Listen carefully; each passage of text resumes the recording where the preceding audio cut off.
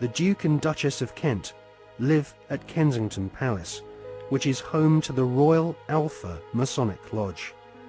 The Royal Alpha Lodge was established by the Duke of Sussex after he became Grand Master of United Grand Lodge in 1813. One of its most eminent members was the physician in ordinary to Queen Victoria, Sir William Gull, who Stephen Knight claims was responsible, along with several other eminent Freemasons, for the Jack the Ripper murders in Victorian London. Suitably, members of the Royal Alpha Lodge at Kensington Palace are called Princes of the Blood Royal.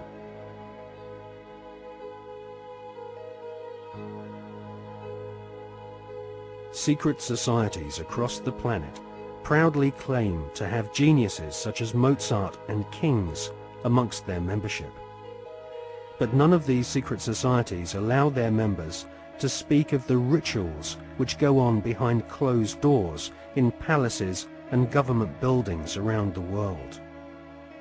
The satanic rituals of Freemasonry have been practiced by several kings of England, but all those questioned sweep Freemasonry's darkest satanic secrets under a very plush carpet.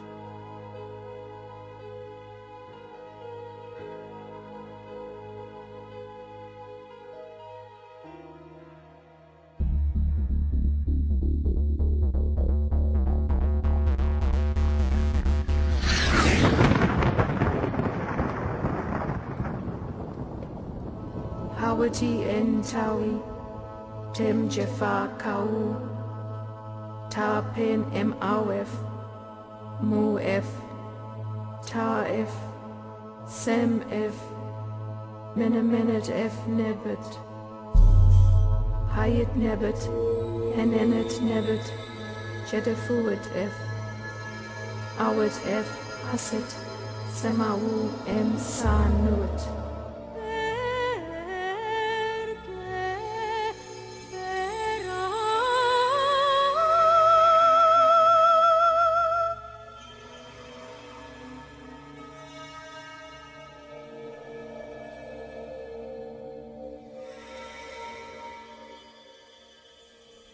One of the most influential secret societies spawned by the Bavarian Illuminati is the Order of the Golden Dawn. It was founded in 1887 by a Freemason, William Wynne Westcott, who claimed to have deciphered a coded alchemical script containing initiation rituals of a secret German occult order called Die Golden Dämmerung. Westcott already had plenty of experience conducting occult rituals.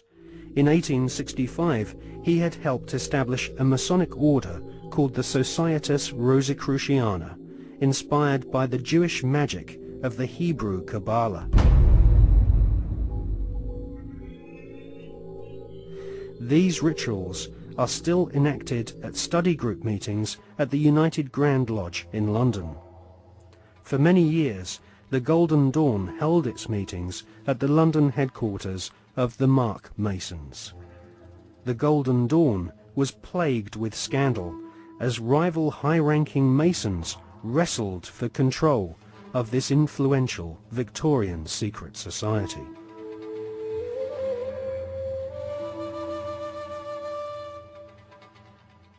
In 1891, Westcott lost control of the Golden Dawn to another high-ranking Freemason magician called MacGregor Mathers.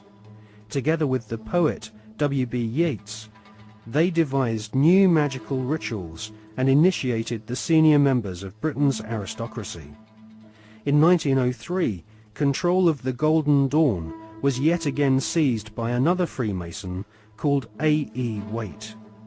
The rituals of the Golden Dawn were similar to ancient witchcraft.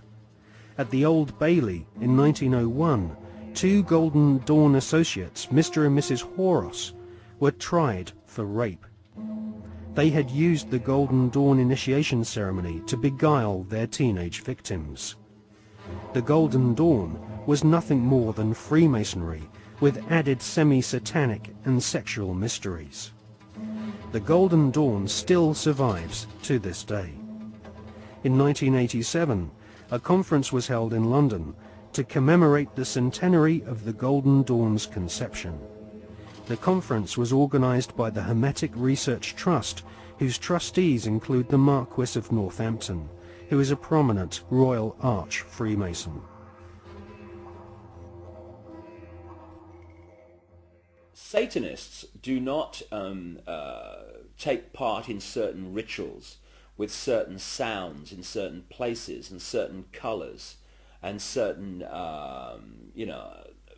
verbal statements. They don't do it because, oh, that'd be nice, let's say that, and then shall we have a bit of red, or what do you think? No. It's done because everything in this reality is vibration. Consciousness in this reality is vibration. Everything is a vibrational field. This is how astrology works. When we're born, where the planets are, they're sending out vibrational projections that are affecting the vibrational field that we are born into, and that's why we are affected differently at different times of the year. Therefore, they understand this, and they're manipulating these vibrational fields all the time to manipulate us. And so these rituals are just a pageant. It's like the Freemasonic rituals. You know, you talk to Freemasons, the vast majority of Freemasons not trying to manipulate anyone, not on a mass scale anyway. And they'll say, so what about these rituals, mate? Oh, I don't know. To do silly things, you always try to leg up and bare your bloody breast. I don't know, it's some ancient bloody tradition. I don't know what it's all about. Anyway, they do a nice dinner, so you only have to do it once. They don't realize that these initiation rituals are actually set up to affect the participants in a certain way that allows these other dimensional entities, which folklore have talked about for thousands of years all over the bloody planet, this theme of possession by demons.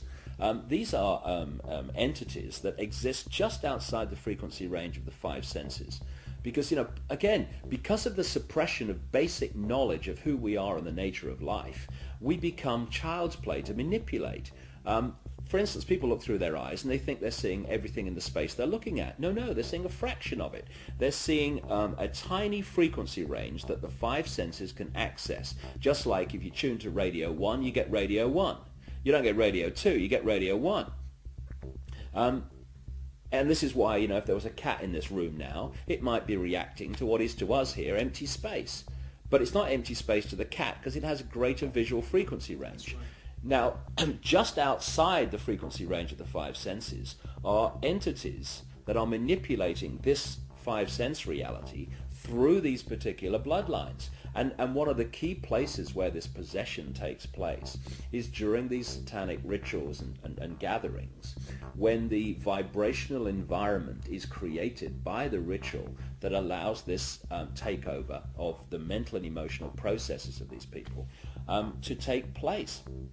And this is why you'll meet so many people who've known famous politicians and staff when they started in politics or before they came into politics. And they'll say, mate, that guy ain't the bloke that I knew. Well, mentally and emotionally, that's literally true in a lot of cases because of this possession that takes place. And people think it's kind of far-fetched and it's maddening. That may happen in Babylon, but not now. Well, please. That very thought is the greatest defense mechanism this grotesque conspiracy has to protect it.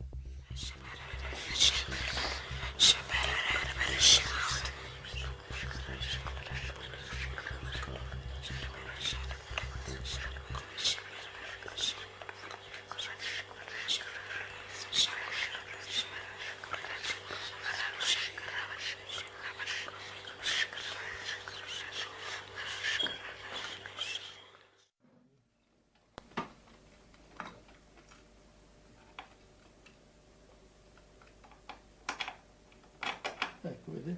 Questo è agganciato qui, no? Tanto c'è agganciato di là, quindi è aperto dentro, no? Poi io leggo le mani qui, leggo i piedi qui al... Si può vedere questi?